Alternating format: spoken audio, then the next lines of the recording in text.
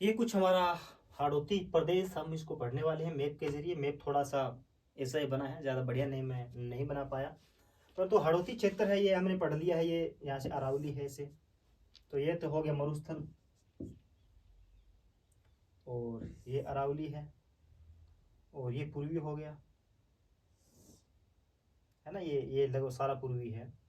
और ये हाड़ौती क्षेत्र है, सिर्फ 4 जिले हैं इसके अंदर, ये थोड़े से आपको याद रखने हैं। यहाँ पे है झालावाड़। जैसे अगर इसको थोड़ा छोटा और बनाना चाहे ना, अगर ये कहें कि ये जो नक्शा है ये थोड़ा सा यहीं पे बड़ा करना है हमें, मतलब थोड़ा सा बड़े तरीके से समझना है, तो ये जो हमारा हिस्सा है मैप की दृष्टि से अगर हम देखेंगे तो ऐसे करके कुछ ऐसे ऐसे ऐसे ऐसे ऐसे ऐसे ऐसे करके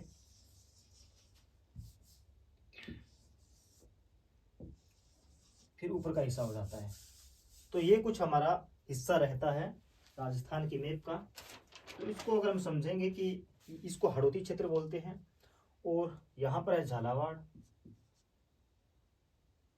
और यहाँ पर है बारा, यहाँ पर है कोटा, और इसके बाद है बूंदी। ये थोड़ा सा इसको बड़े तरीके से दिखाने की कोशिश करते हैं। अब इसके भौतिक स्वरूप की बात करें कि इसकी चट्टानें वो कहाँ से बनी है, कैसे बनी है, तो सबसे पहले आपको पता होना चाहिए कि भारतीय प्रायद्वीप का हिस्सा में, ये मैंने मैप इसलिए हटाया कि यहाँ पर कुछ चीजें हम लिख सकते हैं। ये भारतीय प्रायद्वीप का हिस्सा है, ये भारतीय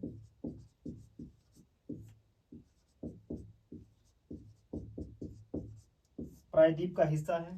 ये गोंडवाना लैंड का हिस्सा है, क्योंकि अरावली के साथ बना है, आपको ये अरावली के बाद बना है, आपको याद होना चाहिए। ये गोंडवाना लैंड का हिस्सा है। और ये भारतीय प्रायद्वीप मध्यवर्ती उच्च भूमि यानी हिमालय के बीच की भूमि भी इसको बोला जाता है। तो ये पॉइंट आपको याद रखना है कि हिमालय से जुड़ा हुआ प्रश्न पूछ सकते हैं कि भारतीय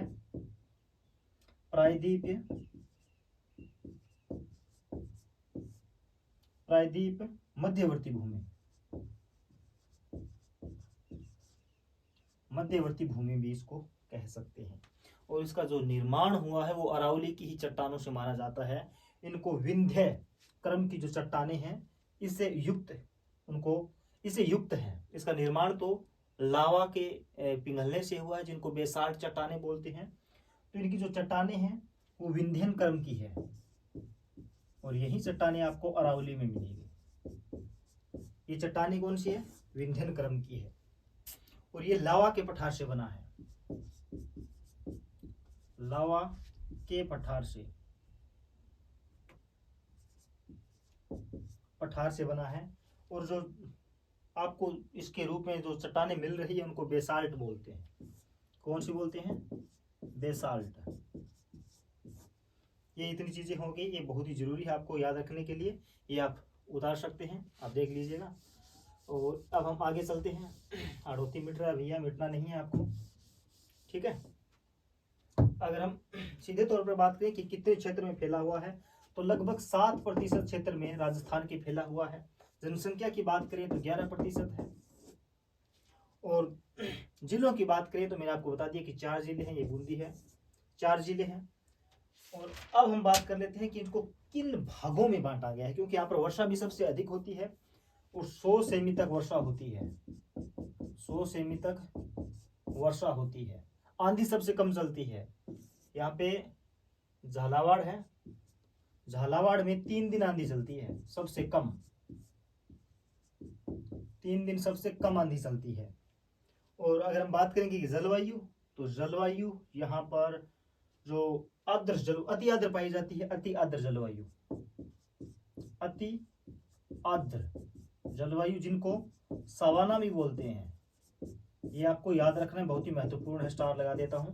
इनको सवाना भी बोलते हैं, सवाना है, सवाना नहीं है, सवाना भी बोलते हैं। और ये मोटी मोटी चीजें हैं जो आपको ध्यान में रखनी है, बाकी चीजें हैं आप धीरे धीरे। और अगर आप कोटा की बात करेंगे तो कोटा में 5 दिन आंधी चलती है, यहाँ पे 3 दिन चलती है।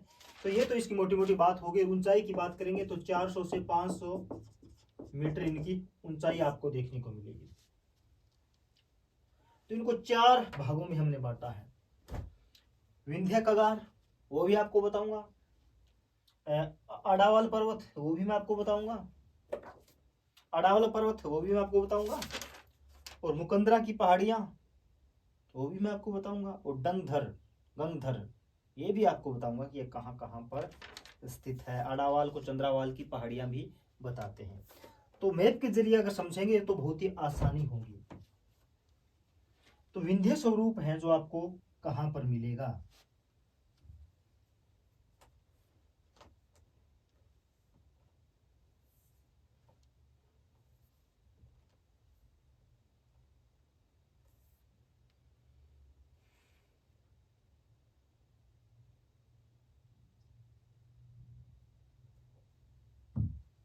तो विंध्य स्वरूप समझने के लिए थोड़ी सी चीजें आपको मैं समझा देता हूँ कि वो कौन सी चीजें हैं जो आपको ध्यान में रखने की जरूरी है।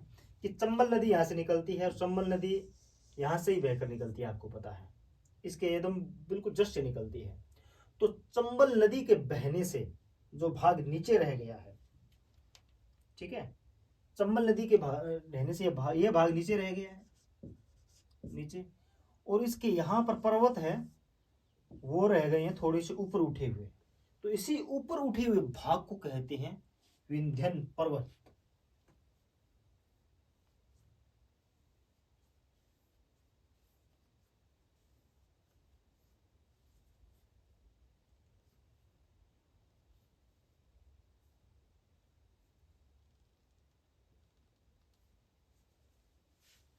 तो इसी ऊपर उठे हुए भाग को कहते हैं विंध्यन।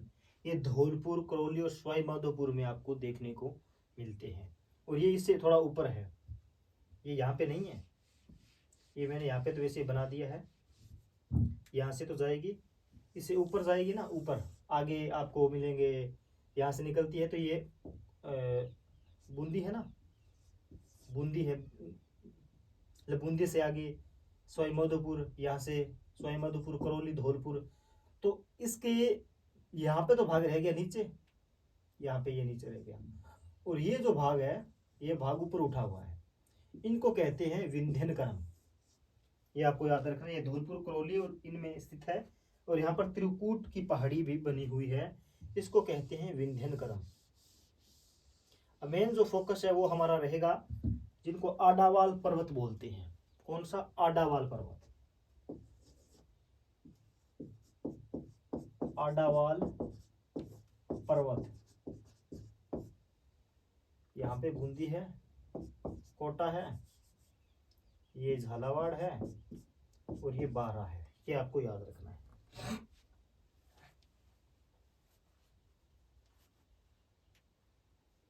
और ये जो आपको ये जो पर्वत बना हुआ है, ये जो पर्वत है, ये पर्वत बना हुआ है